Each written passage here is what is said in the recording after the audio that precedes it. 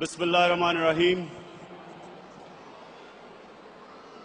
Ladies and gentlemen, first of all, I really want to thank the Unity, the Global Peace and Unity organization to get me here. Give me about 15 minutes to talk to you.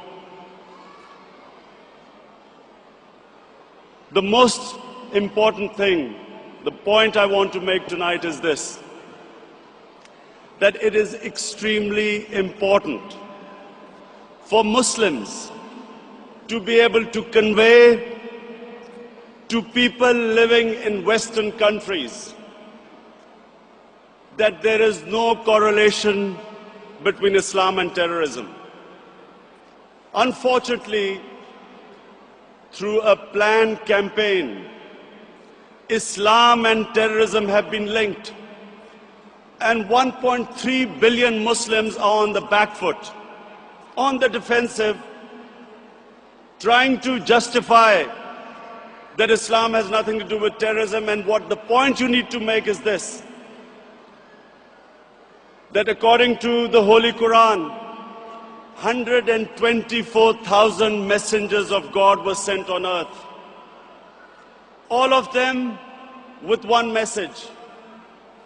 And the message was that the Almighty wanted us to be human beings rather than intelligent animals.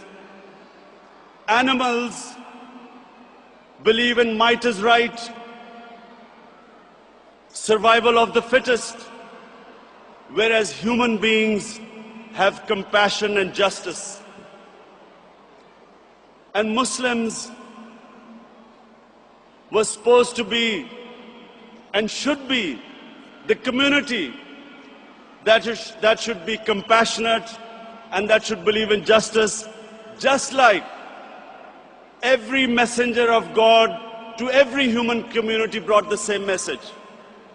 So when something like 9/11 happens, we should be able to tell those people who blamed 1.3 billion people for the acts of 18 people that terrorism knows no religion. All religions preach the same thing.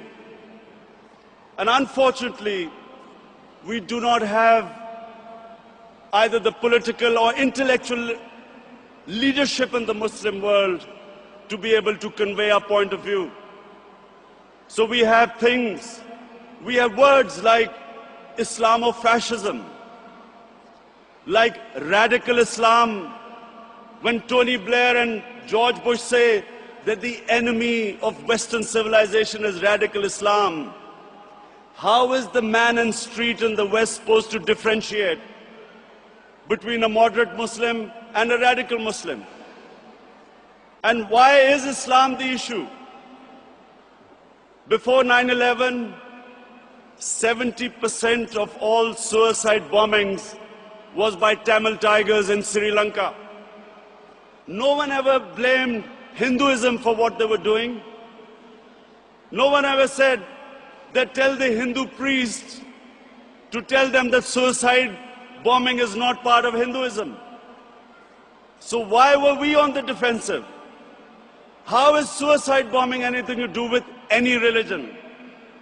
And unfortunately, because we did not have the leadership, and because sadly in the Muslim world, there were people who played along the game, called themselves moderate Muslims. We had military dictators, in order to get Western support, called themselves enlightened moderates, perpetuating this image that perhaps it's something to do with Islam or radical Islam. All human communities have moderates, have liberals, have conservatives, and have fanatics. Islam also has its fanatics, but the moderate majority is always liberal, because our religion preaches, our religion accepts other communities and other religions. We all know that Islam believes in plurality. Muslims have lived with other religions. We have lived with Hindus, we have lived with Buddhists, we have lived with Jews, Christians. We accept, as the Quran says, Allah says in the Quran that it is through His will that we are distributed in different communities. It is through Allah's will that human beings are distributed in different religions and communities. And Allah goes on to say that had He wanted, we would all become one community. And then it goes on to say, the ayat goes on to say, compete in being good human beings. So we have a religion which preaches plurality. We accept other religions. Nowhere does Allah tell us to convert everyone to one monoculture or mono-religion.